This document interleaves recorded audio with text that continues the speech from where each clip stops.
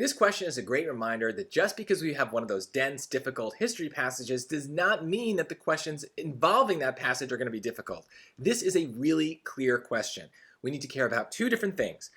We need to support the claim that women have used petitions as a tactic in the past. Right? So all of these are kind of about petitions, and that's why a lot of people pick choice A, because they see them talking about petitions, they're talking about how much work needs to be done, and where they need to take the petitions. That's all great. But that's not the full question. The question wants us to talk about in the past. That is a very specific thing. So look at line B here.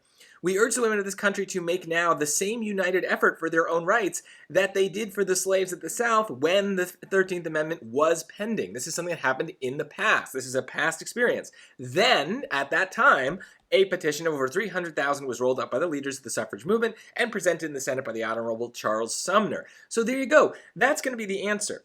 Now, C talks about slavery as well, but it's really not talking about the petitions as much anymore. And then D is just kind of some random thing about the political rights of women and stuff like that. So it just doesn't really have anything to do with the question.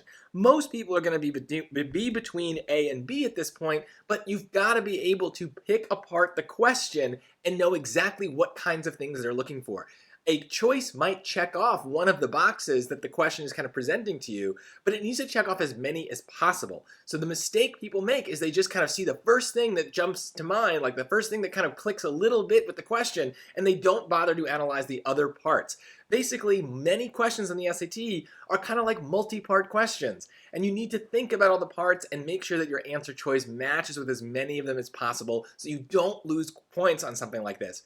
To be clear, this is an easy question that you cannot afford to get wrong on your test.